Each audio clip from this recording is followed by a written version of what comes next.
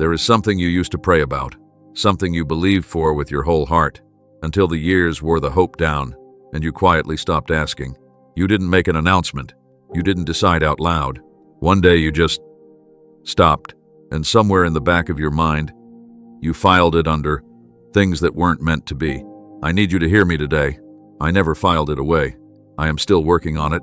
My child, you stopped asking because the asking started to hurt. Every prayer felt like reopening a wound. Every moment of hope felt dangerous, because hope that gets disappointed enough times starts to feel like a luxury you cannot afford. So you protected yourself. You lowered your expectations. You made peace with the version of the story that didn't include what you had asked for. I understand why you did it, but I need to tell you something important. What you gave up on, I never gave up on. In Philippians 1-6, I declared through Paul, "He who began a good work in you will carry it on to completion." Not, "He who began a good work, unless it takes too long." Not, "He who began a good work, unless the person stops believing, will carry it on to completion." I started something, and I do not leave things unfinished. There was a promise I made to Abraham, Genesis 18-9-14, Genesis 21-1-7. I told him he would have a son, an heir, a child from his own body, and Abraham believed me. But the years passed, 10 years, 20, 25, and somewhere in those decades, Sarah, who had heard the promise, looked at her own body and laughed. Not a laugh of joy, a laugh of a woman who has learned not to let herself want something that hasn't come. After I am worn out, and my Lord is old, will I now have this pleasure? She laughed because hoping out loud had started to feel foolish. And Abraham himself, the man whose faith had been counted as righteousness, had taken matters into his own hands and had a child with another woman. They had, in their own way, given up. And yet, the Lord was gracious to Sarah, as he had said, and the Lord did for Sarah what he had promised. Genesis 21-1. As he had said, what he had promised, not what Abraham and Sarah managed to maintain faith for. What I had said, what I had promised. My promises do not expire. Because your faith went through a season of winter, I was still working, even when they had stopped believing I would. And there was a father in a story my son told. Luke 15:11-24. He had a son who took his inheritance early, which was the equivalent of telling your father, "I wish you were dead," and left for a far country. The father watched him go, and then every day, that father went back to the same road and looked toward the horizon. Not once, not twice. The scripture says, when he was still a great way off, his father saw him. That phrase, "still a great way off," tells us something critical. The father was not inside when the son returned. He was not surprised at the door. He was already looking. He had been looking every single day. Since the son left, he never gave up on a return that the son himself had not yet decided to make. I am that father. Whatever has walked away from you, whatever dream, whatever relationship, whatever version of your life you buried, I have been watching the horizon for its return every day since it left. And when it is still a great way off, I will see it, and I will run. And there was a man named Peter, John 21:15-19. He had denied my son 3 times. 3 times he had the opportunity to stand for the one who had changed his life. And 3 times he said, "I do not know him." After the resurrection, Peter went back to fishing. Think about what that means. He didn't go back to fishing because he missed the sea. He went back to fishing because he had decided that after what he had done, after the betrayal, after the failure, there was no longer a place for him. In the story my son was writing, he gave up on himself, and my son went to find him, not to remind him of his failure, not to confirm what Peter feared about himself. He cooked him breakfast on the beach, and then he asked him the same question 3 times, once for every denial.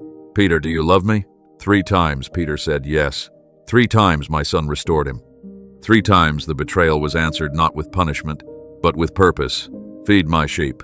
I am telling you today, whatever you have done that made you walk away from your own calling, whatever failure made you go back to the old life and decide the story was over for you, I am cooking breakfast on the beach, and I have not given up on what I placed inside of you. Isaiah 46:10 says, I make known the end from the beginning, from ancient times, what is still to come. I say, My purpose will stand, and I will do all that I please. My purpose will stand. Not, my purpose will stand if the person holds on perfectly. Not, my purpose will stand unless too much time passes. My purpose will stand. The thing I began in your life, the promise I spoke over you, the dream I placed in you before you even knew it was there, it is still standing, waiting for the moment I determined from the beginning. Jeremiah 29:11. You know this verse. For I know the plans I have for you, plans to prosper you and not to harm you, plans to give you a hope and a future.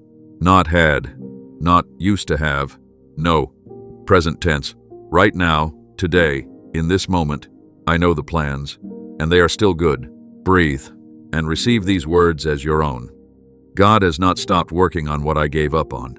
His promises do not expire when my faith runs low. What I filed away is not meant to be. He has not filed away. He is still working. He is still watching the horizon. He is still building toward the moment he determined. I open my hands again today. I give him back the dream I buried, and I trust that what he started, he will finish.